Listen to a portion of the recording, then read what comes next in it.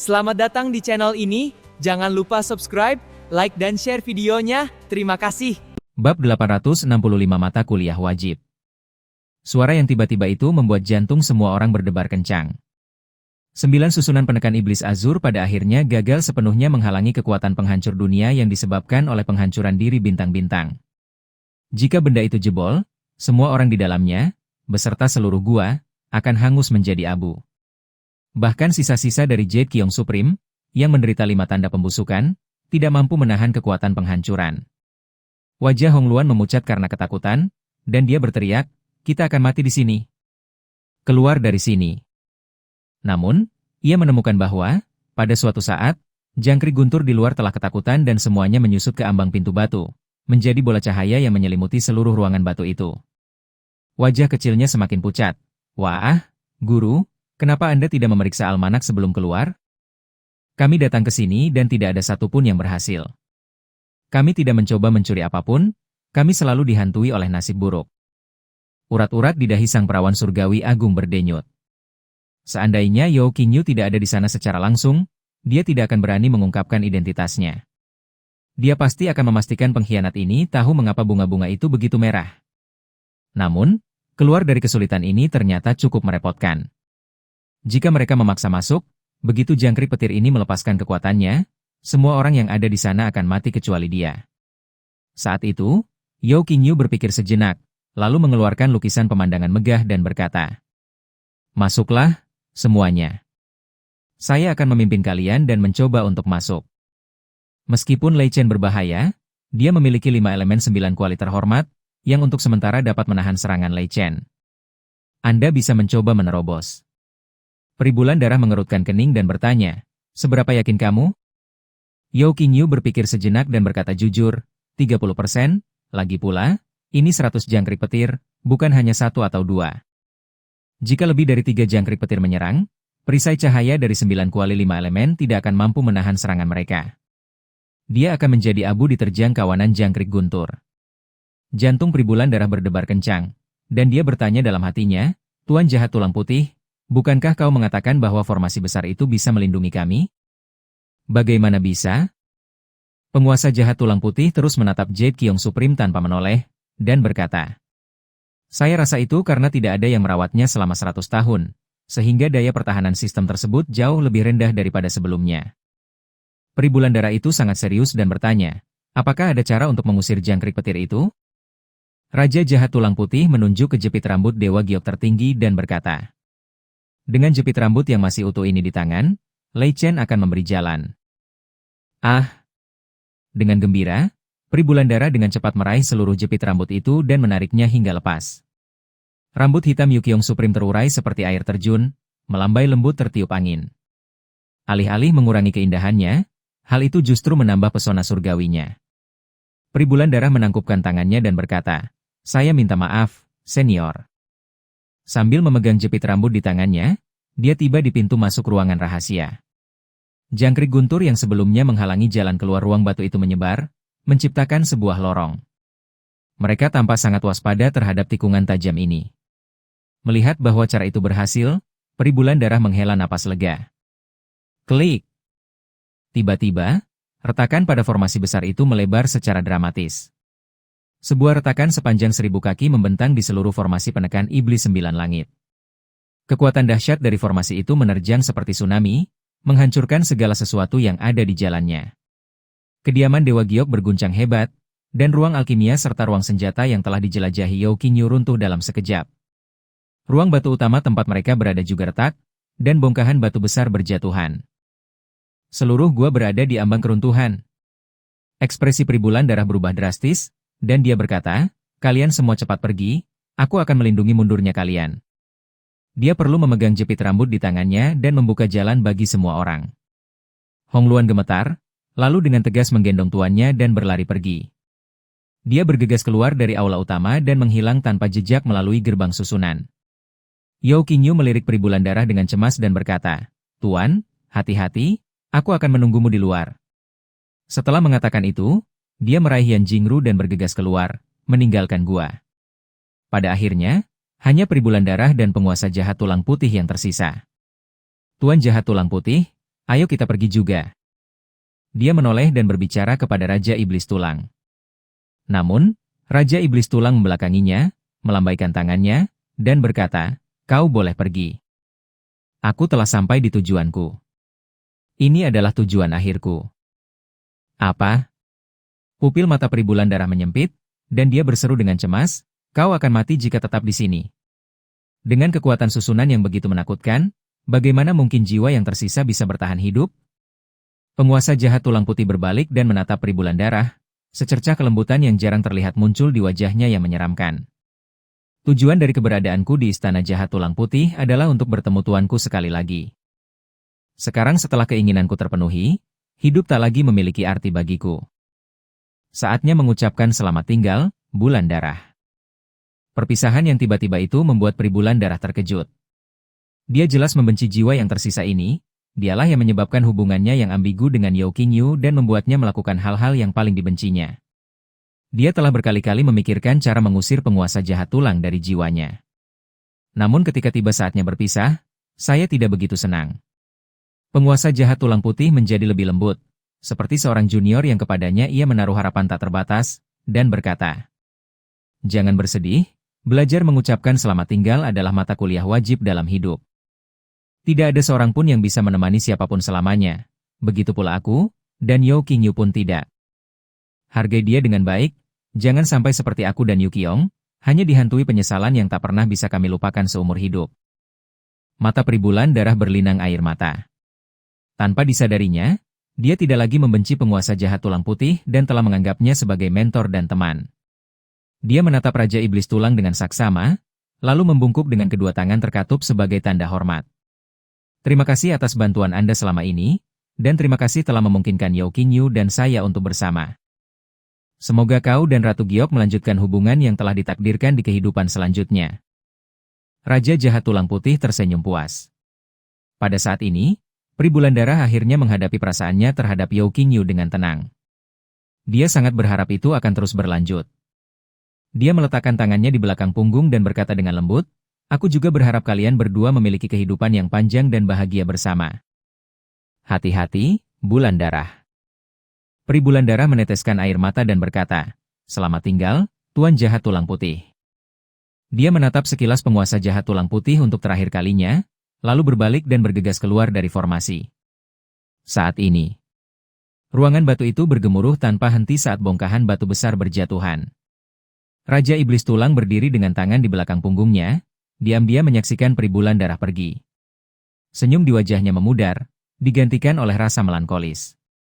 "Jaga diri baik-baik, nak. Aku berharap kau dan Yao Qingyu memiliki akhir yang berbeda. Sayang sekali kita tidak akan pernah melihatnya lagi." Dia berbalik, mendekati Kaisar Giok, dan tersenyum lembut. "Aku telah membuat tuanku menunggu selama 100 tahun. Kali ini, aku tidak akan pergi. Aku akan tetap bersamamu." Dia menggenggam tangan Yu Qiong dan duduk di sampingnya.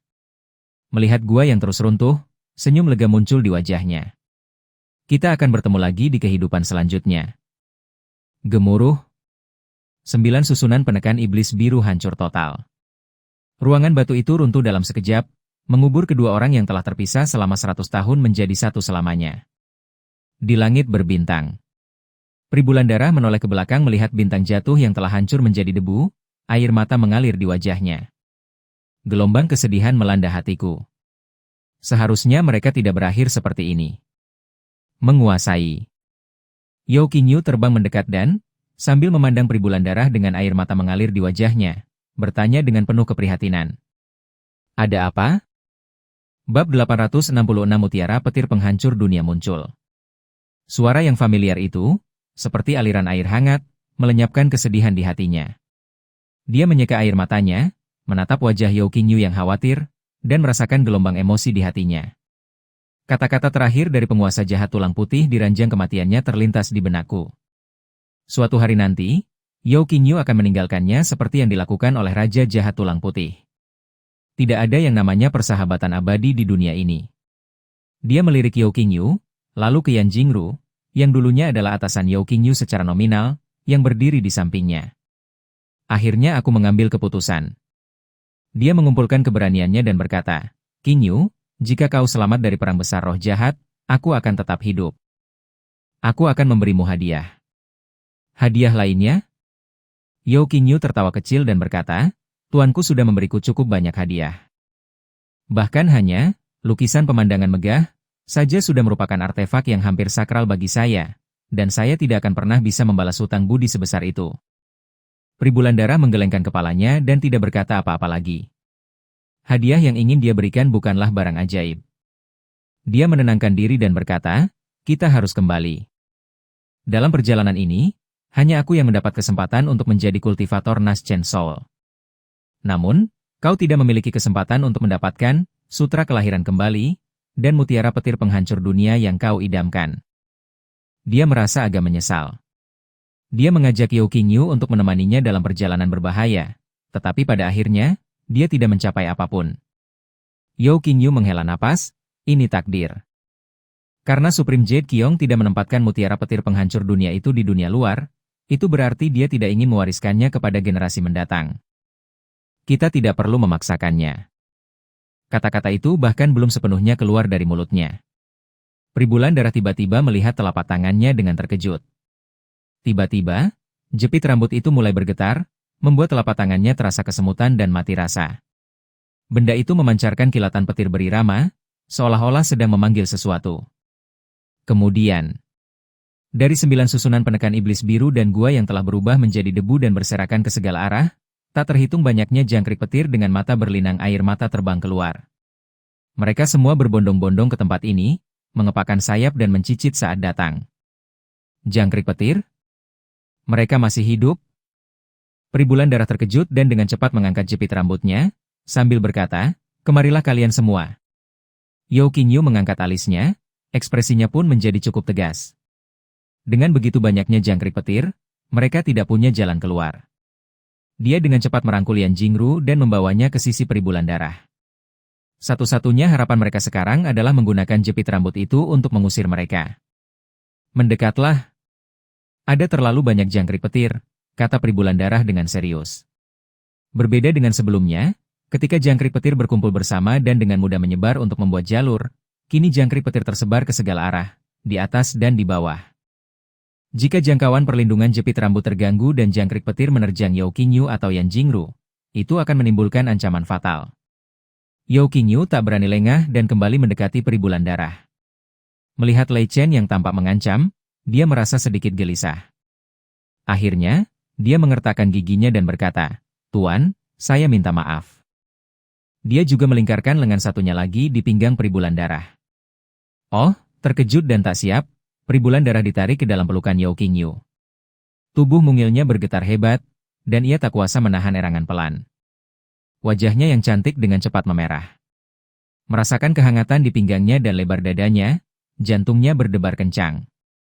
Secara naluriah, ia ingin melompat keluar dari pelukan Yao Qingyu, tetapi mengingat kata-kata terakhir Raja Jahat Tulang Putih, ia dengan patuh membiarkan Yao Qingyu memeluknya. Dalam hati ia berpikir, aku tidak menginginkan pelukannya. Aku hanya berusaha melindunginya dari dampak jangkrik petir. Ya, itu dia. Saat dia merenung, jangkrik guntur menyerbu dengan ganas dari segala arah. Ada lebih dari 100 di antaranya, berjejer rapat. Mereka semua selamat, tidak ada satupun yang meninggal. Yao Qingyu bertanya-tanya dalam hati, makhluk jenis apakah ini? Bahkan para dewa agung dari 5 tanda kehancuran seharusnya sudah setengah mati akibat ledakan itu, tetapi mereka sama sekali tidak terluka. Melihat serbuan jangkrik petir yang luar biasa, Yao Qingyu menahan napas dan menatap mereka dengan saksama, siap mengaktifkan kuali 95 elemen jika terjadi sesuatu yang tidak diinginkan. Kita akan menahan mereka selama mungkin. Cicit-cicit-cicit. Suara kepakan sayap yang menggelegar datang dengan cepat, seperti guntur yang padat dan teredam. Saat benda itu terbang tepat di dekat kami, tidak ada suara lain yang terdengar di dunia, seolah-olah guntur meledak tepat di sebelah telinga kami. Yao Qingyu menjadi tegang. Yan Jingru dan Pribulandara sangat gugup. Tidak ada yang bisa memastikan apakah ada jangkrik yang tersesat dan mungkin menyerang mereka. Namun, tepat ketika mereka berada dalam kondisi paling tegang, sebuah pemandangan luar biasa terjadi di hadapan mereka bertiga. Lei Chen tidak menyerang mereka. Sebaliknya, mereka memilih jalur di sekitar tikungan tajam. Satu bertengger di atas yang lain, keduanya melipat sayapnya bersama-sama, membentuk massa padat yang saling tumpang tindih. 100 ekor jangkrik itu bertengger di sana, membentuk bola seukuran baskom, berpusat di sekitar jepit rambut. Mereka memancarkan kilatan cahaya yang berkedip-kedip, seperti bola petir menakutkan yang siap meledak kapan saja. Peri Bulan Darah terkejut. Apa yang terjadi? Yan Jingru juga tampak tercengang, jepit rambut ini sepertinya mampu mengendalikan mereka. Yao Qingyu juga terkejut. Ia mengira Lei Chen takut pada jepit rambut, tetapi sekarang tampaknya Lei Chen malah bergantung pada jepit rambut. Dia menatap dengan penuh pertimbangan pada jangkrik petir yang telah berubah menjadi bola kilat. Tiba-tiba, seolah teringat sesuatu, dia mundur sedikit dan melihat bola petir itu lagi, seraya berseru kaget. Inilah mutiara petir penghancur dunia. Dari kejauhan, bukankah bola petir ini terlihat seperti manik-manik? Terlebih lagi, seperti yang dirumorkan, ia memiliki kekuatan untuk menghancurkan langit dan bumi, dan bahkan para yang mulia agung dalam 5 tanda kehancuran langit dan manusia akan kesulitan untuk menahannya. Benda ini masih dianggap sebagai artefak suci untuk menekan roh jahat. Apalagi ini selain mutiara petir penghancur dunia? Peri Bulan Darah menatap dengan kaget pada bola petir di hadapannya. Tidak heran jika mutiara petir penghancur dunia tidak dapat ditemukan bahkan setelah mencari di Istana Abadi Giok. Ternyata mereka telah bertemu dengan orang-orang itu ketika memasuki gua. Tidak heran jika Raja Jahat Tulang Putih memintanya untuk mengambil jepit rambut itu sebelum pergi. Ternyata dia meninggalkan mutiara petir penghancur dunia untuk mereka. Tuan Jahat Tulang Putih. Peri Bulan Darah dipenuhi rasa syukur. Setelah tersadar, dia menyerahkan bola petir beserta jepit rambut itu kepada Yao Qingyu tanpa mengucapkan sepatah kata pun. Ini milikmu. Yao Qingyu berseru kaget. Guru, Anda bahkan memberi saya mutiara petir penghancur dunia? Dia kehilangan kata-kata. Bahkan dia sendiri merasa bahwa kebaikan Peri Bulan Darah kepadanya telah sepenuhnya melampaui kebaikan seorang guru kepada muridnya. Peri Bulan Darah mendorong bola petir ke tangan Yao Qingyu dan berkata, pertempuran melawan roh jahat akan segera dimulai. Aku memiliki kesempatan untuk menjadi kultivator Nas Chen Soul, dan aku akan memiliki kekuatan untuk melindungi diriku sendiri saat itu. Aku memberimu mutiara petir penghancur dunia, pertama untuk menyelesaikan misi, dan kedua untuk menyelamatkan hidupmu. Yao Qingyu tergerak. Pertama datang artefak yang hampir sakral, lukisan pemandangan megah, lalu mutiara petir penghancur dunia. Dia tidak tahu bagaimana membalas budi Peri Bulan Darah. Aku tidak tahu mengapa dia memperlakukanku dengan sangat baik. Yan Jingru, yang berdiri di samping, menatap tajam ke arah Peri Bulan Darah, seolah-olah dia telah memahami sesuatu. Dia mengambil bola petir itu dan menyerahkannya kepada Yao Qingyu, sambil berkata, suamiku, terimalah ini. Jangan mempersulit senior Blood Moon. Yao Qingyu berkata dengan berat hati, terima kasih, guru. Saya akan. Saat ini juga. Dua aura terbang menuju tempat ini, mereka adalah Hong Luan dan perawan surgawi tertinggi. Yao Qingyu dengan cepat menyimpan bola petir itu di dalam lukisan pemandangan megah. Hong Luan bergegas mendekat, bertanya dengan terkejut, kau baik-baik saja? Sang gadis surgawi agung, yang berdiri di samping, juga penuh kecurigaan. Dia jelas-jelas melihat Lei Chen menyerang mereka barusan. Mengapa tiba-tiba menghilang? Kemana Lei Chen pergi? Bab 867 Tanda Dao Surgawi. Yao Qingyu melirik Hong Luan dan berkata, jangan khawatir, jika terjadi sesuatu padaku, aku akan meledakkan sutra pengikat jiwa sebelum aku mati. Aku pasti tidak akan membiarkanmu lolos begitu saja. Hong Luan tersenyum canggung. Aku tidak bermaksud apa-apa, aku hanya ingin menunjukkan kepedulianku padamu. Yao Qingyu mencibir. Dia tahu wanita ini bersembunyi di balik bayangan, menunggu mereka mati agar dia bisa mengambil keuntungan dari situasi tersebut. Lagi pula, dia telah menemukan ramuan tingkat 7, dan Peri Bulan Darah bahkan telah memberinya artefak yang hampir sakral, lukisan pemandangan megah. Siapa yang bisa tetap acuh tak acuh? Namun, dia telah berjanji kepada wanita itu bahwa dia akan membiarkan mereka pergi setelah mereka menjelajahi kediaman abadi Giok.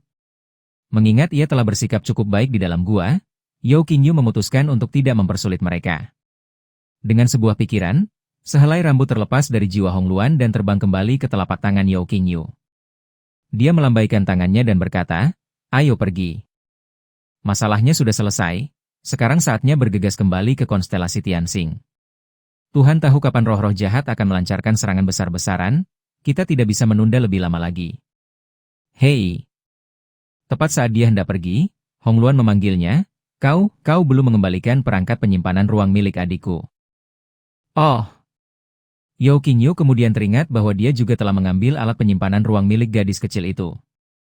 Gadis ini dapat menggunakan artefak yang hampir sakral, yaitu busur panah, alat penyimpanannya pasti sangat luar biasa. Namun, dia masih tidak sadarkan diri, jadi mencoba menggunakan tanda suci untuk menyelidiki pikirannya dan mencuri mantra untuk membuka perangkat penyimpanan tidak akan berhasil. Yao Qingyu menatap gadis kecil yang masih tak sadarkan diri dan digendong di pundak Hongluan.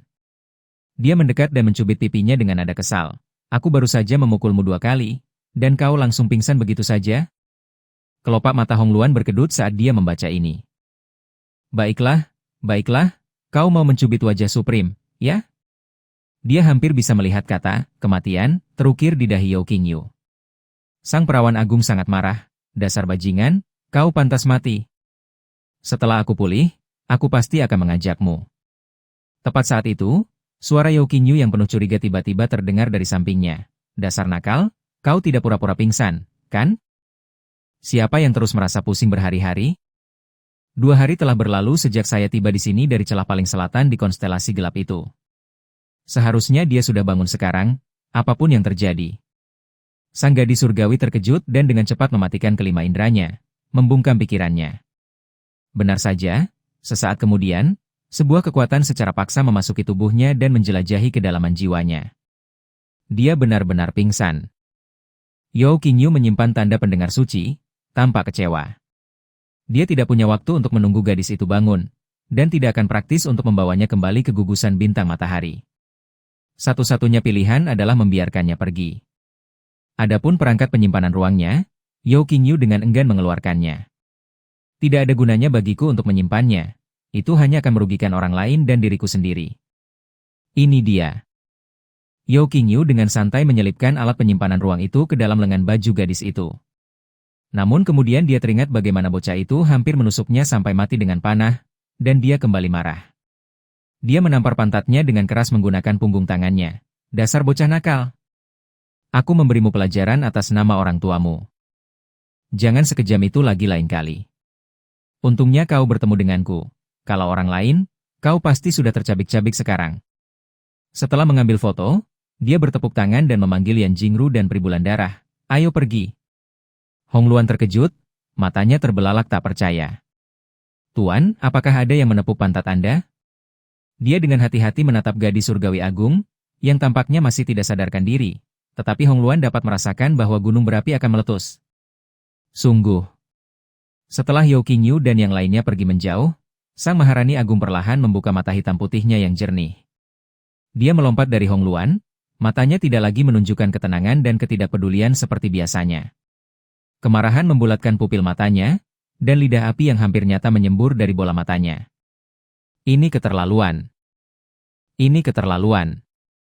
Seorang kultivator Naschen Soul tingkat 8 saja berani menentang atasannya. Aku akan membuatnya kehilangan bagian-bagiannya di sana-sini, bagian-bagian di selatan dan bagian-bagian di utara. Tidak. Aku akan membuatnya menghilang menjadi kepingan-kepingan yang tak terhitung jumlahnya, ke segala arah.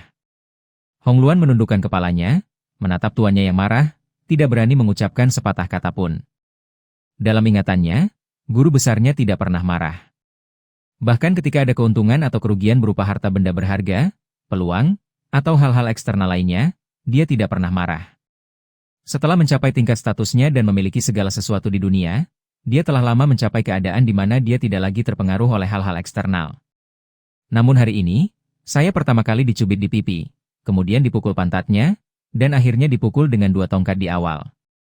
Rasa dendam yang terpendam akhirnya menyebabkan dia meruntuhkan pertahanannya. Dia tidak bisa memikirkan cara apapun agar Yao Qingyu bisa selamat. Sekalipun aku punya 9 nyawa, itu tidak akan cukup bagi master untuk membunuhku. Hongluan membuka mulutnya dan memberi saran. Guru, bagaimana kalau kita akhiri saja? Sudah saatnya kita mengurangi kerugian. Orang ini sepertinya orang penting. Sang perawan agung menatapnya dengan tajam. Kau pengecut, kau telah mengalami kerugian besar, dan kau hanya terus menahan amarahmu? Aku bersumpah aku tidak akan menjadi orang suci sampai aku membalas penghinaan ini. Gemuruh. Jauh di dalam langit dan bumi, guntur yang teredam bergemuruh. Segera setelah itu, kekuatan misterius mengunci diri pada gadis surgawi tertinggi, dan kemudian tanda api muncul di dahinya. Hah? Tanda dao surgawi? Guru, dao surgawi telah mengabulkan sumpahmu. Hongluan sangat terkejut hingga rahangnya hampir jatuh. Dia menutup mulutnya, matanya terbelalak kaget. Dia tampak tidak percaya. Sang gadis surgawi terkejut. Dia menyentuh tanda api yang menyala di dahinya dan membeku di tempat. Butuh beberapa saat baginya untuk tersadar, matanya dipenuhi kengerian dan kepanikan. Bukankah hanya ketika makhluk setingkat kaisar bersumpah kepada surga barulah dao surgawi akan merespons? Aku hanyalah manusia dengan 5 tanda kerusakan, bahkan bukan seorang suci. Bagaimana ia bisa mendeteksi keberadaanku? Sang gadis surgawi yang tenang dan tak terganggu itu tiba-tiba diliputi kepanikan dan kegelisahan yang mendalam. Hongluan tersentak. Guru, bukankah Anda mengatakan bahwa bahkan para ahli alam kaisar legendaris pun membutuhkan upacara besar untuk memicu respons dao surgawi ketika mereka bersumpah kepada langit? Kau hanya bercanda dengan Yao Qingyu, membuat sumpah, bagaimana ini bisa terjadi? Mungkinkah Yao Qingyu adalah kultivator alam kaisar, atau bahkan kultivator yang sangat istimewa? Namun begitu selesai mengatakannya, dia langsung menampar dirinya sendiri. Apa hal bodoh yang baru saja kukatakan? Jika orang itu adalah seorang ahli alam kaisar, apakah dia perlu mempertaruhkan nyawanya bersama kita? Setelah terdiam sejenak, Hongluan menatap tanda di dahi gadis surgawi agung dengan cemas dan berkata, Guru, apa yang akan terjadi jika tanda dao surgawi tetap ada selamanya? Sang perawan surgawi agung terdiam dan berkata, apalagi yang bisa kulakukan? Tentu saja, semuanya akan berjalan sesuai keinginanku, dan tidak semua makhluk hidup akan menjadi orang suci. Dia mengepalkan kedua tinju kecilnya dan berkata, Yao Qingyu, lihat dirimu sendiri. Ini adalah kehendak surga yang memaksa saya untuk menyelesaikan urusan dengan Anda. Bukan karena saya picik, berpikiran sempit, atau penuh perhitungan. Deretan garis hitam muncul di dahi Hongluan saat dia bergumam pada dirinya sendiri. Jika kau ingin balas dendam, silakan saja. Mengapa menyeret dao surgawi ke dalam masalah ini? Di permukaan, dia tersenyum dan berkata, itu akan mempermudah segalanya.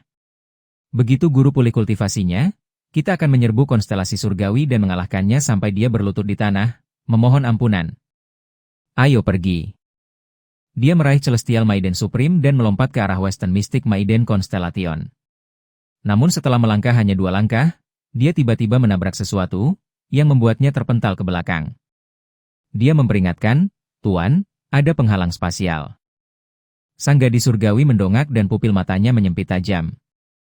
Ini bukan masalah penghalang spasial, melainkan seseorang telah menghalangi ruang kita.